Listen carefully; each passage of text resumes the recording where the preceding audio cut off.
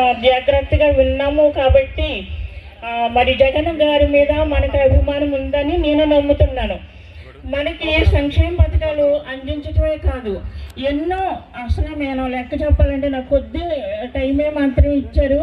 అవన్నీ నేను ఇప్పుడు చెప్పడానికి టైం కాదు కాబట్టి అసలు గురించి చెప్తున్నాను. మా గ్రూపు జన చైతన్య, నా గ్రూప్కి 1,07,000 చిల్లర కూడా నాకు అవసరం వచ్చిందనమాట.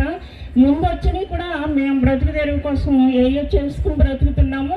అలాగే మా సభ్యులందరూ కూడా వృధాగా ఖర్చు చేసుకుని బ్రతకట్లేదు, కానీ అవన్నీ కూడా ఉపయోగపడి మేము ఎలా బ్రతకాలనే దానికోసం ఆలోచించుకుని స్త్రీలందరం కూడా ఒకరికొకరు పురుకొలుపుకుని ఇలా చేసుకుంటే బాగుంటుందని ముందుకు నడిపించుచు మరి సీఎం గారి గురించి నా ఒక్కదాన్నే చెప్పడం కాదు, మా వాళ్ళందరికీ కూడా నేను చెప్తుంటాను. మండల సమీక్షలో మాకు లీడర్స్ కానీ ఏపీఎం గారు కానీ ఇక్కడున్న అధికారులు కానీ మేమందరం మాకు ఎంకరేజ్ చేస్తూ ఉంటారు.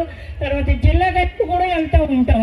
అక్కడ కూడా సైలెంట్గా మేము ఎలా చేయాలి, మనుషులకి ఎలాగ వివరంగా చెప్పాలి అని మేము ఆలోచించుకుని అవన్నీ కూడా ప్రజలకు అందుతున్నాయా లేదా అని మళ్ళీ మేము ఇన్ఫర్మేషన్ తీసుకుంటూ ఉంటాం.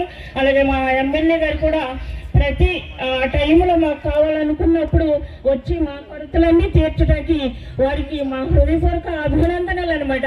పిలవగానే వచ్చేవారు ఎవరు లేరండి, గెలిచిన తర్వాత మర్చిపోతారు. అలాగే సర్పంచులు కానీ మాకున్న ప్రతినిధులందరూ ఎంత గౌరవంగా మన సీఎం గారిని గౌరవిస్తున్నారు.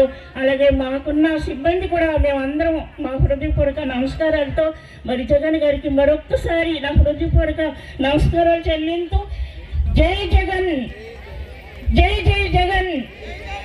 మీకు సంక్షేమ పథకాలు అందుతున్న ప్రతి ఒక్కరు కూడా సీఎం గారి గురించి ఒకసారి చేతులు పైకెత్తమని అడుగుతున్నాను. అందరూ అందరూ అందరూ అందరూ జై జై జగన్, జై జై రాపాక వరప్రసాద్ గారు. నా హృదయపూర్వక వందనాలు. అధ్యక్షుల వారి నాకు ఇచ్చిన ఈ టయానికి అందరూ కూడా వెనకాల నుండి